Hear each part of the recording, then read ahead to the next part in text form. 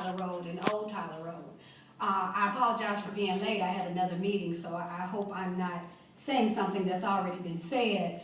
I think everyone in the city and surrounding areas know our dilemma. I've been speaking at all the meetings as a mother with 3 boys and at 3 different schools, and even though I make my own schedule, I'm self-employed, it's still going to be impossible for me to be in 3 places at one time, even with the staggering of the buses and of school times and some other options that have been offered.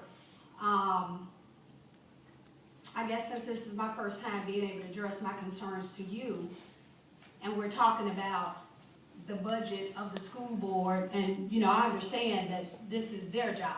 You know, they're in charge of this, and obviously somewhere we've had some bumps in the road.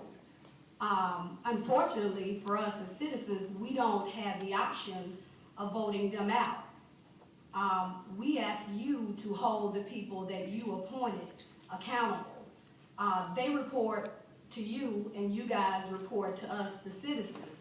So I come here to say, if they aren't able to do the budget, if they aren't able to stay within the confines of what their budget numbers are supposed to be, then perhaps you might need to consider replacing them with some other people, versus us as parents bearing the burden and the responsibility of them being inept or them being unable to do their jobs.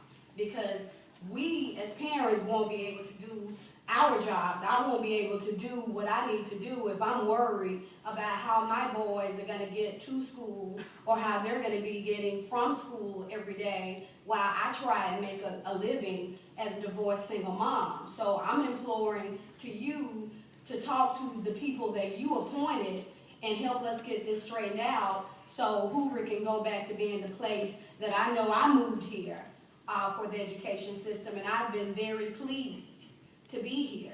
So I'm going to ask you to ask your folks that you appointed to do your jobs for us as parents and as citizens in Hoover. So thank you for your time, and I hope that we can get this issue resolved. Thank you very much. But you did say one incorrect thing. Once we appoint them as board members, they are a totally independent board.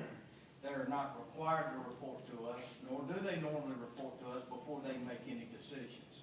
Now, does that mean that we don't talk to them? Of course not. We talk to them. But they don't report to us. They have no obligation or responsibility to report to us or consult with us prior to making any decisions that they may make over there at the board. And how long are their terms? 5 years, staggered terms. So is there anything so that in the future, is there anything that can be done to ensure that there is a way, if they are not governing themselves according to what the citizens and the best needs of Hoover, there's no recourse? Not unless the state law changes.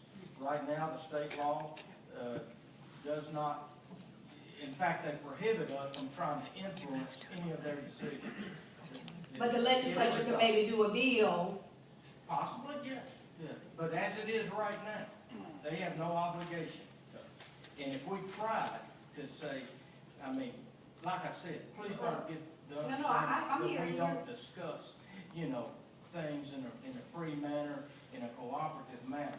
But for us to try to influence their vote on that independent board is a felony under the state law. Okay.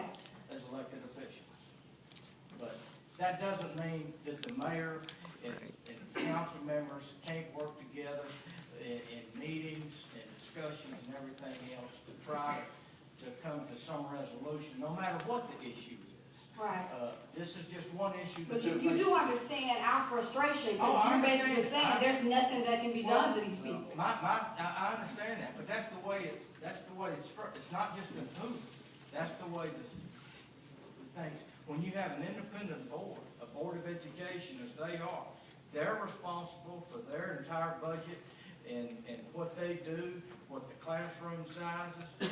We don't have anything. So is it possible that maybe we need to have an elected board? Or, I mean, that's another conversation for another day, but probably another conversation for another day. But, you know, we serve approximately 85,000 people with our jobs. They serve 13,000 students.